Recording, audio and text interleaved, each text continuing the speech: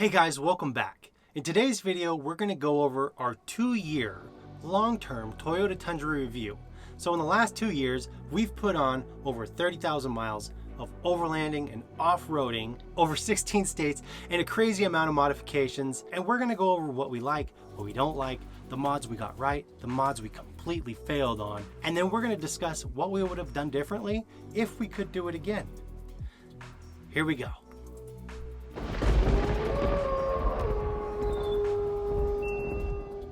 Our truck is a 2018 TRD Sport. By the end of this video, I really want you to be able to choose the best vehicle that's right for you, because a lot of people are moving into oversized trucks to do their overlanding because they have so much gear that they need to take with them, or they have a full family that they are traveling with.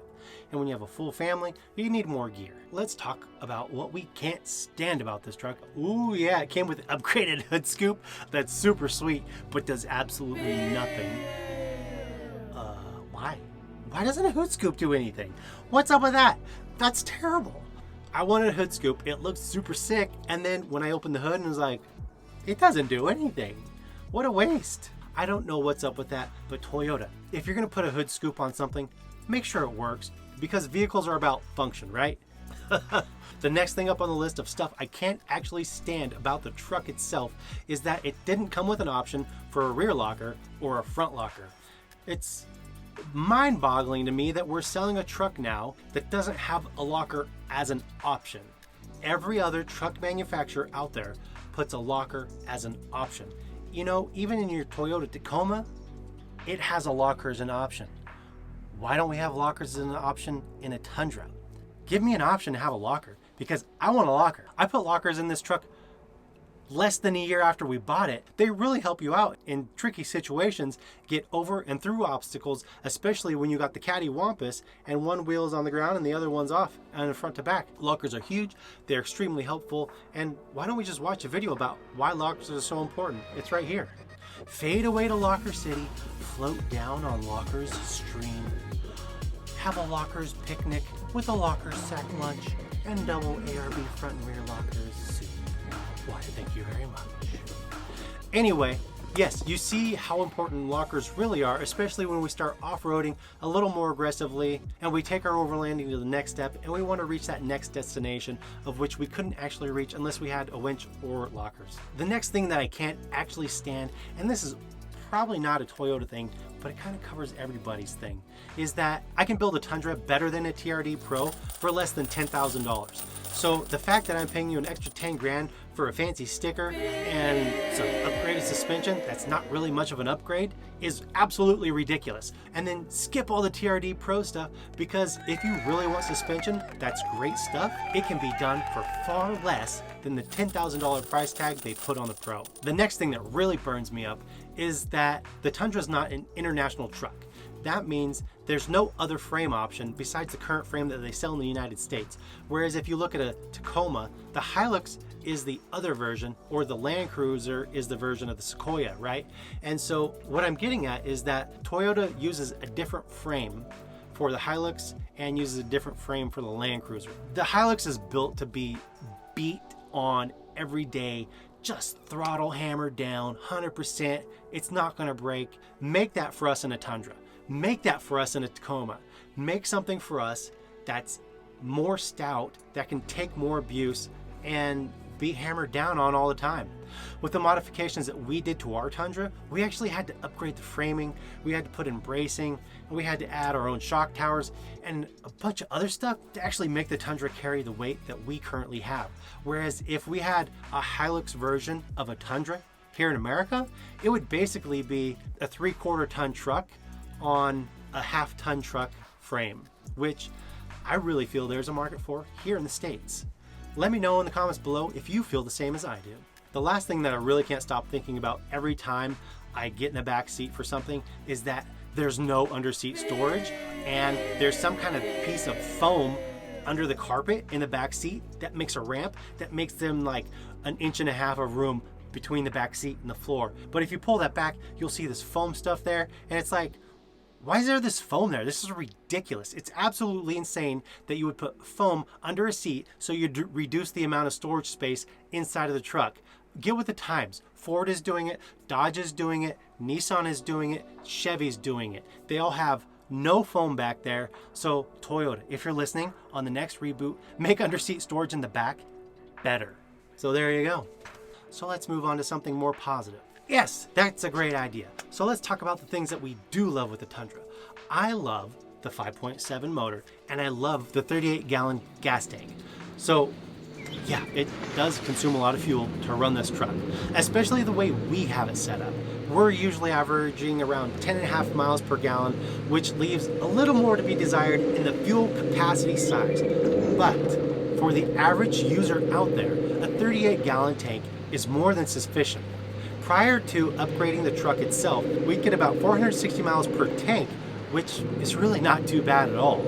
I love the 5.7. It has great power. I think I have like, what, 386 or 89 horsepower in the truck itself before we put on the snorkel and upgraded the intake a little bit. But, you know, overall, it has great power. The motor's really bulletproof. It's been tried and true and tested for so long that it's, I don't want to say it's indestructible.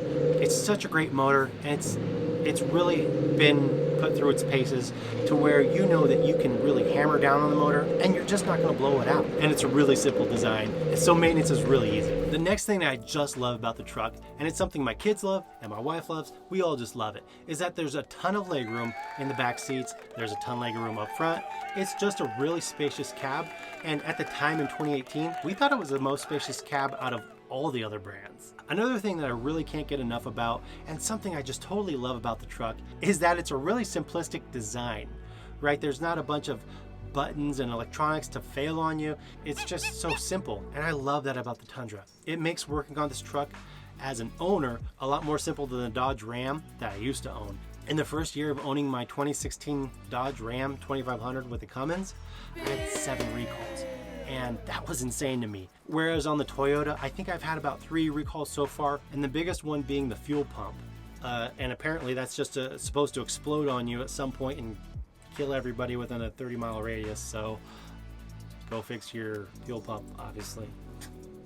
One of the last things that I really like about this truck is that it's extremely easy to upgrade and modify. There's a huge market out there for Toyota products in general, but definitely the Toyota Tundra has come up to par with all the other Toyota parts being available out there today. I think it's probably one of the most aftermarket available parts vehicle in the United States market right now, other than the Toyota Tacoma or the Jeep Wrangler. I guess what I'm really getting at is that the Tundra has so many aftermarket available parts that you can really do whatever you want with it to suit your style or your needs. These are the mistakes that we made with the modifications that we put on the truck. And by you watching this, you'll be able to not make the same mistakes that we made in the beginning. Yeah, initially I was like, oh, it's a good idea to put in blue dome lights in the interior. And then I bought the blue interior LED dome lights, and I thought this was the stupidest idea I've ever had, because not only can I not see anything inside of the cab, now I've got this annoying blue light that's shining into my eyes, that's hurting my eyes, and I was like, this is ridiculous. So I immediately took the blue lights out, put my stock lights back in, and ordered the clear bright white ones. First off, if you don't have interior LED lights in your cab, swap those out for the interior LEDs. It's been so long, I don't even know what brand I got, but they still work. And if I can find that out, I'm going to leave a link in the description below. The next mistake that I really regret making is that I didn't buy beadlock wheels right out the gate. I didn't really know I would need beadlocks, and honestly, I didn't know a bunch about them. But now that I know what I know about them, basically I'm not afraid of beadlocks anymore. And I don't think you should be either. Basically means you're going to be able to air down to whatever pressure you need on a trail without slipping a bead, you know, and losing a tire out in the middle of nowhere. So for us, I think beadlocks are necessary now where we're at in our build. And I'm not saying the wheels that we do have are bad, because they're not. I have the Icon Alloy rebound wheels, and I really like them. They have a 25mm offset, which keeps them tucked inside of the wheel well enough, but gives you a better stance and a better look. In my opinion, I think it's one of the best looks out there. Although if I could do it again, I would buy beadlocks instead of getting non-beadlocked wheel. So the next huge mistake that I made initially that I should have just bought into the system was I didn't buy a Switch Pros initially, and I definitely should have. So I started running wires into my cab for the compressor, and then I started running wires into my cab for the winch. When I hardwired the Wii Boost and when I hardwired the fridge, it was a no-brainer that I also needed a Switch Pros. So I went ahead and ordered that, because at some point you've got to realize that you're running more wires in and out of your cab than you actually have room for. And so I guess I would say the rule of thumb is if you're going to run more than 3 wires into your cab, get a Switch Pro, because it's going to save you in the long run from running wires in and outside of your cab, which you're going to have a very limited amount of room to actually do unless you start modifying your firewall, which I really don't want to do. And I don't think you want to do either, because that's a lot of work and it's a lot of risk too. Like, who wants that? And the last thing that I feel that we probably could have done better, and it's not that we necessarily got it wrong, but we didn't quite understand the full length of the journey we would take, or the evolution that we would take with our vehicle from stock to the finish point, because we had never initially planned to actually put a 4-wheel camper on the back of the truck. I think the last thing that I feel we got wrong is that I would have liked to put a long travel suspension on the front of the truck. Even with the camper on, I would have long travel on the front. Yes, it would be a little bit more soft and a lot more articulable, which is probably not a word, but I think it would have given us a lot more flexibility off-road, because the back ends of Tundras don't have a lot of flex in them to begin with. And right now we probably are sitting at about 12 inches of flex, which is actually amazing and is way beyond stock. I think stock is like 8. So we've got way more travel now than we did then in the rear end. And the front has a lot more travel also, but I think having the front being able to travel more would give us a lot more flexibility off-road and able to keep all of our wheels on the ground in most situations. Plus, it just makes for a little bit more of a comfortable ride. Now, the mods that we got dead on accurate, and that I think will actually work for your vehicle or your build too if you're thinking about overlanding, and that's going to be the Switch Pros 9100.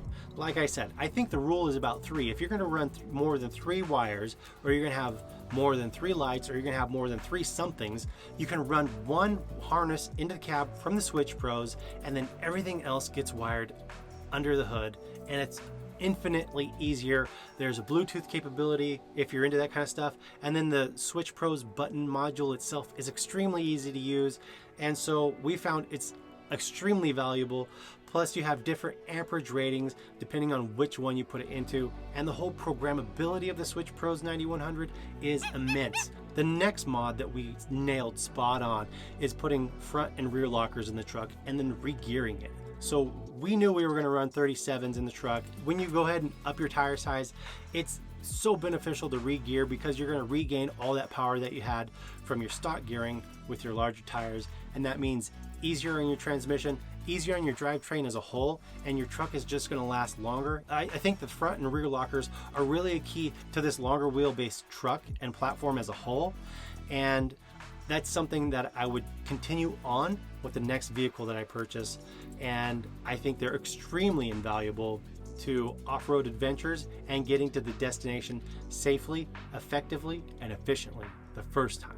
That brings me into re-gearing also. Since the differential was already open and we knew we were going to run 37s, and by the time we knew that we were going to re-gear, we also knew that there was going to be a camper on the back of this. We went the 5.29 nitro gears, and boy, they made all the difference in the world. It really gave us that pep and step back into the motor that we had lost when we put the camper on. The difference was night and day. On the drive home, on the break-in period of the gears themselves, and our gas mileage came back, and there was no more sluggishness, there was no more hunting for gears going up hills, or hunting for gears in headwinds, which I used to battle with constantly with the larger tires and headwind. The truck would just not know what to do. But now with the new gears, it's just rock solid. So the next few things, I'm just going to rapid fire at you. So we nailed the underhood air compressor. It's extremely valuable. It allows us to run our lockers, and it also allows us to air up, or we can fill our own tires with it if our CO2 system fails on us. The roof rack's been bulletproof. It's something that I literally use all the time now that I have it. I'll put tools up there, I'll put storage boxes up there. When the camper's not on, I'll put other tools up there for work. It's just so valuable to have space on top of the roof that I didn't know I needed initially, but when I got it, man, I was so grateful and thankful I had that. But it's the Prinsu design, or the CBI Tundra Crew Max roof rack, which I feel is probably the best roof rack out there for the value itself. We went with the RCI skid plate package, we went with aluminum up front, we went with the steel fuel skid, and we went with a rear diff skid. If you're really going to take this truck off-road, the longer wheelbase and the wider wheelbase really offers a lot of room for you to scrape your underbelly and scrape your rear diff. So the rear diff skid is one of those things that you don't realize you need until you're actually dragging your rear diff on the ground without a protector, and then you're like, what? And so by us having our rear diff skid, it's got scrapes and scratches all over it, and it's really saved our diff housing in the rear. And then the sliders themselves, we went with white knuckle off-road sliders, and they're magnificent. It's one of those things that you don't really know you need until you actually need it. And so I really feel that these trucks need genuine sliders, and they need true underbody protection, because it's such a wide and long wheelbase that it's prone to scraping or bottoming out on stuff, and it just makes a real world of difference when you're really overlanding and you're really off-roading to those remote places. And I feel like the last thing that we really nailed is the brand of suspension that we went with. So we chose MCM Fabrication out of Las Vegas, and he does upper control arms, and he sells ADS and Deaver stuff. And his products are like the craft beer of suspension products, and they're masterfully made and crafted. So what I think is, like, you can buy a Fox Shock, and basically every Fox Shock off the shelf is kind of like a Coors Light of beers, because it's all the same. You know exactly what you're getting, but it's really not that great. But when you buy an ADS racing shock and you use MCM Fabrication products, you know you're getting high quality crafted custom products that are made specifically for the product that you have, and they'll suit your specific situation the way that you really need it to happen. And the ADS racing shocks themselves are just top tier quality. It's the same exact quality in their entire line of shocks, so there's no different classes of shock. And they're made to extremely tight specifications, so every time you order their shock, you know you're getting a high quality product that's not going to fail on you when you actually need it the most. Let's get into what we would do different and what we'll possibly be adding in the future, because I think it really matters that you know where I'm coming from and where we want to go with it. Is that, yes, the 38-gallon tank is good, but I would really like to add, and I probably should have added previously, is like some kind of transfer tank to have just more fuel capacity, because I love being extended for longer stays just by having a little extra of something else. The next thing I would really like to add, or I could have definitely done different, is I would have gotten a different bumper. Yeah, I love my bumper and I think it's great for what it is, but I would really like a bumper that actually came up and protected the grille a lot more, because the Baja Loop is nice, but I think the ARB style bumper, or even the CBI style front bumper for the Tundra that has like the cross members that come up, and it's like it's a safari style bumper. I think the clearance and the approach angles that you get with those, plus the extreme durability and the ability to actually smash into something on the road without completely destroying your truck, is more than worth a little bit of selly look to it. Because hey, we're overlanders anyway, and so our trucks and our vehicles do look a little funny to the average consumer out there already. So all of that really wraps up what we would do different and what we'll be adding in the future to the vehicle itself. And my final thoughts are this: the Tundra is a great platform to build on.